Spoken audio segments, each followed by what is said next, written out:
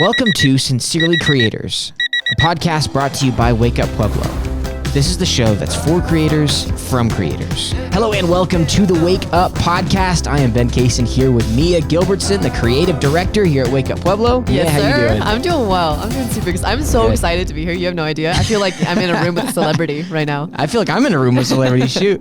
Yeah. Yikes. So we are starting up a new series here at Wake Up Pueblo. Tell me about it. What are we trying to do here now? Right. So we have a lot of incredible creators on the team, and we haven't had an avenue to speak directly to creatives, right? We've spoken to businesses. We figured out, what's that marketing voice that we're trying to establish, but finally giving our creatives a chance to share what they're learning, share their experiences, give quick tips, figure out, what we're doing wrong so you don't have to do that, if you're in the same shoes. And I'm so excited. I'm excited too. Yeah, no, I'm planning this thing out with you guys, right? You guys are all just like so talented, know what you're doing in every different field. And I've been thinking through like, okay, so I'm gonna get Tyler in here, I'm gonna get Chavez in here. And I'm getting really excited. It makes me want to do video. It makes me want to do graphics, like thinking about what Jacob's gonna talk about. So, like the thing is for Wake Up Pueblo, I always say this in every podcast. I feel like I'm definitely the least talented of the people here, which I love to see. No, like for real, like everybody else is so good at what they do here. And I feel like I'm pretty good at what I do as well. Yeah. So for people that are young creators, young creatives, I think that we're accessible enough that you can we'll be able to tell you how it is. 100%. Like you could DM one of us and we'd probably answer. Oh yeah, definitely. I definitely answer. Yeah. Yeah. We're not like some distant. 100%. Not big shots. Not yet. But even then, I think we'd still respond. But it is interesting you say that because I think your skill is just one that people don't know how to identify, right? Like you say graphics designer creates graphics, right? And uses Illustrator and you can identify the tools that they use. But there's definitely a skill to interviewing. There's a reason, I was actually talking to Eric about Joe Rogan. Oh yeah. And the interesting thing about that is he can speak to almost anybody, keep it interesting. There's no B-roll, there's no fancy stuff happening to make it super interesting, but it's because he knows how to relate to people. And no matter what space they're coming from, no matter what their background is, he can enter to that space. Yeah. Right. And that's exactly what you got. Like you've had bankers in here, you've had mortgage loaners, you've had literally a huge array of people, and it's still been a successful podcast. So do not tell me. I appreciate that. Yeah. You've been hanging out with Eric too much. He always comes in here and compliments me and makes you uncomfortable. Now you're doing that too. I'm terrible at accepting compliments. I like to see you sweat. What can I say? Yeah. So Mia, let's talk about omnipresence. So Wake Up Pueblo throws this word around a lot. Omnipresence agency, creative omnipresence agency. What does that even mean? That's a good question. So when the word omnipresence itself, I think when you take it out of context to marketing, you think of just something that is omnipotent, something that is everywhere all at once, like a god, right? So then the idea of omnipresence is trying to dominate every single platform at the same time as much as possible. Now, granted, no pun intended, Grant Cardone takes it to a really far extreme, right? In the last episode, he said, you need to be posting 3 times a day for every single client. Now, the problem with that is, especially when we're talking about individual creators, like we have an agency behind us, which is sick. Yeah. We've got clients that have an agency behind them. But when you're thinking about an individual creator or somebody who's trying to build a small business, the number one mistake is trying to post too much because you eventually run out of resources, you run out of ideas. You actually get burnt out from content creation. And as a creator, you might, attest to that. No, I agree. Yeah. Right. So if you want to create consistent content, omnipresence is about consistency because you want to make sure that you're hitting a mark where you're not to the point where you actually disappear from your omnipresence, quote unquote, right? Because you're no longer omnipresent if you just disappear off the face of the earth, which I've done multiple times. You know how many TikToks I've started? I've started probably 4 TikToks. Accounts? 4 TikTok accounts, right? Because I was like, I got this time. I'm going to get this done. This is it. I'm ready. Right? And then eventually something at work changes, something at school changes, something at home changes. And it's because we have this, when I say omnipresence, I just want to make sure that people make the clarification that it's not something that's going to die because it's too hard to attain. So I think when people think of omnipresence, they need to think about consistent content creation that is frequent but sustainable. Gotcha. And that's what we do. Yeah. So it's not like this incredibly wow, I need to post 4 times a day on every platform. This is going to take up my whole day. I can't do anything else. It's supposed to be very measured. Yes, I believe so. And I mean, even like some of the advice that I would give to other people is like start on one platform. Like again, what we do here is we handle multiple platforms, and it's because we have the resources to do so. Yeah. But I've given advice to people just saying, okay, just start with TikTok, see where that goes. Yeah. Just start with Instagram, because if you're also the thing about Omnipresence is you're really not supposed to post the exact same content on every single platform, right? Sure. Because you want people to want to go to your YouTube for a different reason and still feel like they're getting fresh content on your Instagram. And so I definitely want people to find Omnipresence in one place and then eventually just grow and use whatever following that you get in one and expand it and kind of bleed that into other platforms. Okay. So let's get practical with it, Mia. So I'm a podcaster. So let's say I've been working really hard with my friend. I've been making these podcasts, putting them out on Spotify, but I have no interest in TikTok. I'm like, heck, I don't want to be on Facebook. Like Instagram, I don't really do Instagram. What I do is podcasts. Right. Why would you tell me it's important to jump into these other platforms? Yeah, that's a good question. So especially for a podcaster, like to me, especially for podcasters, they've got a type of content that is so easily diluted. So for example, you do a podcast, you make one good joke. You could pull that one good joke out and you wouldn't have to do any extra work. You don't have to do any extra curated. All you have to do is trim the video, put it on Instagram, right? Or put it on TikTok. And like podcasts are doing pretty well on TikTok, just saying. Yeah. But I would suggest that you do that because it's not a whole lot of effort in terms of creation. And that actually, you put so much effort into that one piece of content. Why let that be your only product? Interesting. Right. So like if you put 2 hours into shooting it, another 2 hours into producing it, and you have only one thing that goes up on a podcast platform, like why let it die there? You know what I mean? So that way you can have a chance of reaching a greater audience and you're also getting more bang for your buck. Gotcha. So let's flip it around. So say I'm on Instagram. I'm an Instagram model. I'm posting pictures of myself all the time. Ben, the Instagram model. Instagram model. Yep. Okay. I've been there. No, I'm just kidding. No, but let's say I'm doing that and I'm like, well, what's the point of me making a YouTube video? Like that's not what I do. Like how would that benefit me? Yeah. I mean, I think it's dangerous, especially in the media world. Yeah. It's very dangerous to say that this is what I do and this is only what I do.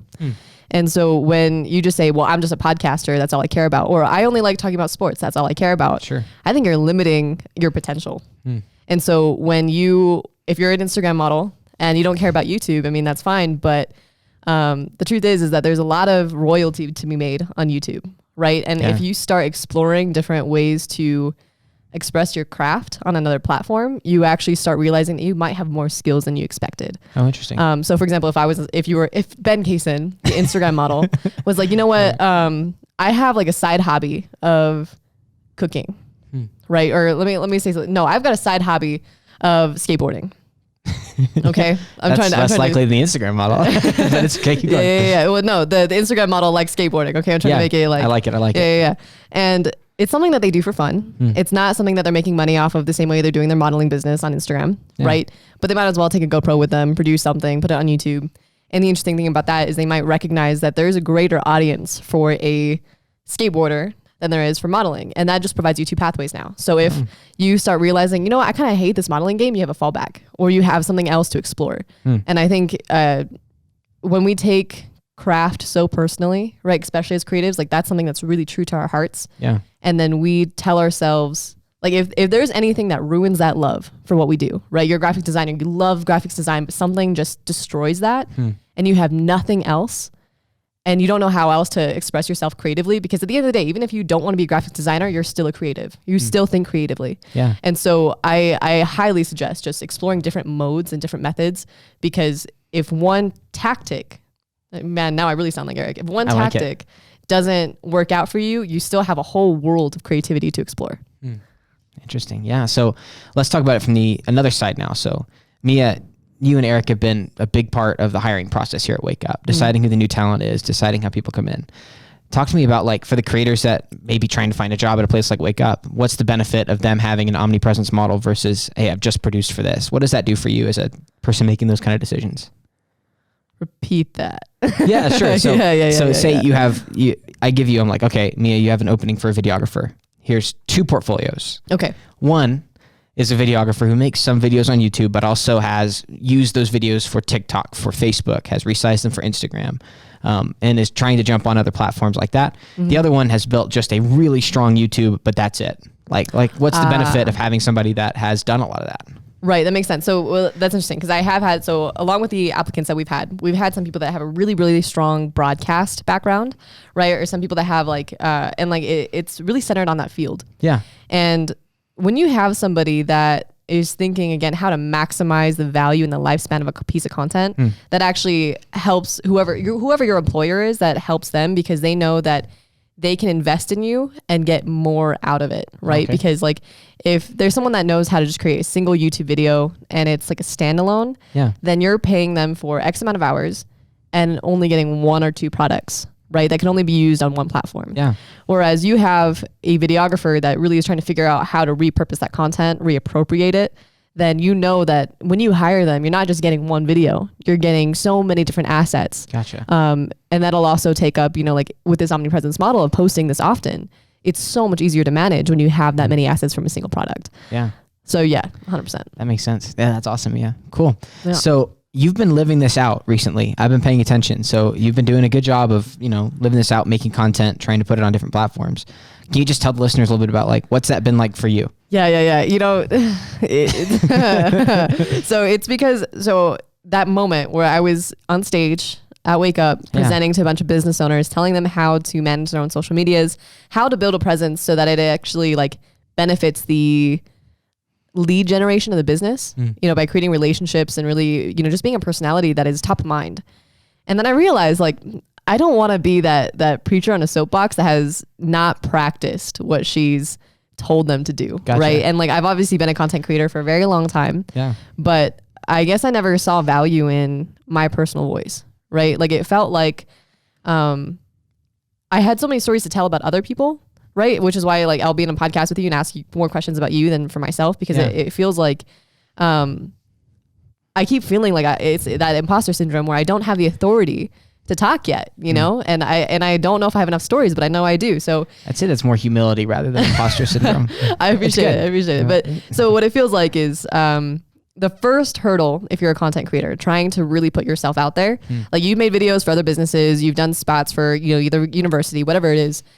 If you want to start branding yourself, it's getting over that hurdle that you deserve to be branded, right? That your brand can stand on its own, that your personality, that your experience is enough. And that's the first thing that I've had to overcome. Yeah. Right. And then the second piece is figuring out, okay, like, oh man, the hardest thing is figuring out how to narrow that down to a target audience. Right. Because most of us, you know, like the personalities you see on social media that are doing really well are one dimensional because they show you the one skill, the one thing that they really enjoy, right? It's whether it be modeling, whether it be photography, graphic design, and they choose that one thing because it's so much easier to find an audience that connects with that one thing. Whereas if you're someone like me that, you know, like I like Procreate, you know, like I'll, you know, create an animation. Yeah. I enjoy photography, videography, boxing, you know, like there's so many things. Yeah. And it's so hard to find somebody that can connect with all of them. It'd be so much easier if I just chose one, focused on that one. Because like I see it like you have M&Ms, you've got blue, red, purple. There's no purple M&M. I'm tripping. Yellow, right? There's all these M&Ms. There's no purple M&M. Yeah, it's stupid. It's stupid. I wish there was. Like I'm thinking Skittles. Okay, let's say Skittles. Yeah, let's just say Skittles. All right, so and you have like the colors separated on the table. And so if you wanted to target just the purple Skittle, that's so easy. But then let's say that you messed up your organization, right? It's all mixed up, which is the general population. The general population is just one big blob until you figure out how to dilute that, right? How to separate that. Yeah. And my thing is I'm almost too stubborn in that I don't want to choose a niche. And so I like put all of my stuff out there hoping that maybe my personality is the thing that's going to pull those like individual pieces out, that somebody who somehow likes animation, but also likes marketing, someone who somehow like just enjoys my personality and will just put up with all of it. And there's not that clear distinction of purple, yellow, you know, like unfortunately. Yeah. And that's the other distinction. I know that felt like a roundabout, but that's okay. When you think of a creator, that creator needs to decide, do I want to build a niche based on my product, quote unquote service, or like my skill? Or do I want to create a niche that is invested in my personality? Because when you find an audience that's invested in your personality, they will stick around for a lot, like everything from your family to like, how did you grow up? You know, like your podcast about like conspiracy theories, right? Sure. Anything. Yeah. And so the unfortunate thing is that building that audience is going to take so much longer. but I also think it's audience. 100%. But I think it's also very fulfilling. Like there's gonna be a point, like Matt Smith is a really good example. He's kind of all over the place, right? He's just been very consistent about putting the content out. And even though, you know, it's like some family, some business, which is still somewhat more narrow, but regardless, it's busy enough that he just let his outgoingness and his kindness take over, and people connect with that. And no matter what else he puts out there, it'll connect.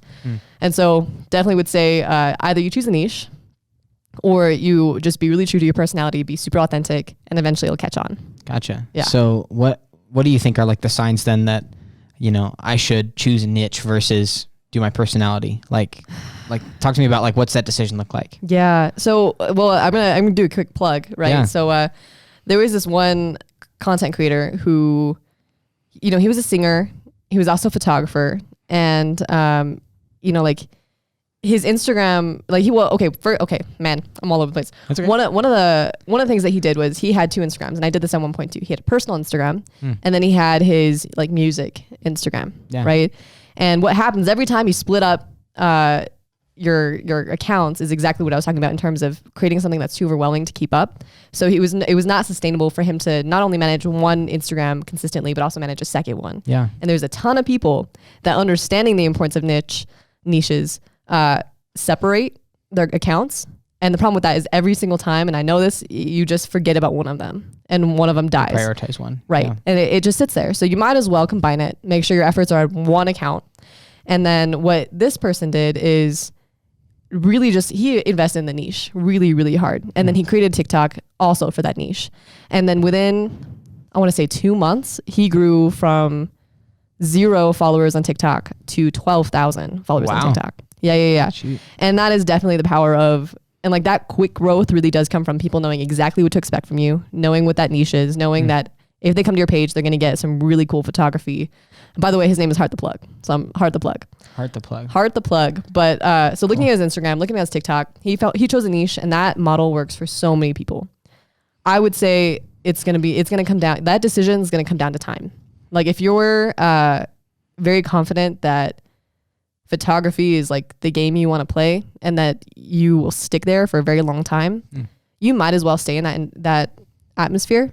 But I think there's some very multi-talented people that won't stick with just photography for very long, right? Like they've got too much to really focus the rest of another 5 years solely creating content for photography. Yeah. And so the problem with that is, like, let's say you successfully created your niche. Yeah. When you want to switch and you want to change, then you leave that audience behind. Right. Like they're not going to connect with you anymore because the only thing they cared about was photography. Yeah. And so it's me about time. Like if you want to invest a lot of time into building someone that just cares about your personality and you just who you are, you might as well. That makes sense. And what are the steps to that? Like, what's the difference between, you know, say for me, like, you know, I have a lot of different interests. Like I'm all over the board. So I say, all right, Mia, I'm going to focus on I'm a baseball fan. So I have one account. I'm focusing on baseball fan. But on the other side, maybe alternate reality, Ben's like, all right, I'm just going to be like, screw it. Here's baseball. Here's football. Here's, you know, stuff going on at work. Here's fantasy stuff that I like. Here's card games. Like, just like I throw all of this stuff out there and build more of a personality side. Like, what's the practical difference between those two? Yeah. So I think it on a more like technical side, one of the suggestions is really defining your content pillars. And what content pillars are is really like not really not a single topic. Like you're not just like, for example, in your example of you were the baseball guy, right? You were only focusing on baseball. Make baseball a pillar, and then find things that are not even if it wasn't sports, but you just have to find something that's like someone that would like baseball will also probably like something else that you're interested in, right? So an example might be a guy who likes baseball is probably also likely, this is going to be stereotypical, so I apologize, but also like beer. Like let's say you love beer. So then one content pillar is baseball. The other one is beer taste testing, right? So then you could have a whole series about like trying different beers, and the value of that is the connection is your personality, but then also keeping in mind, like what are the array of things that you find interested in that can fit the same target audience, right? So you're still kind of niching down without setting the limitation of I'm just the baseball guy. But you do have to be very intentional of like, okay, what's going to connect with them, and like how can I tie it in somehow? And even like let's say you like something like gonna make fun of you, like Dungeons and Dragons. Yes, right. I do like Dungeons and Dragons. Oh yeah. You could do like again. I don't fully understand this, so I might totally butcher this, but it sounds like the narrator can create a reality, right? And you could tie in elements as you wish. So like, let's say you wanted to introduce an unlikely baseball fan to this idea of Dungeons and Dragons. All you gotta do then baseball D&D. Exactly. Exactly. Like Babe Ruth is now the star of your DD game. I just said DD. I feel like D&D, isn't it? D&D, but it's okay. Yeah.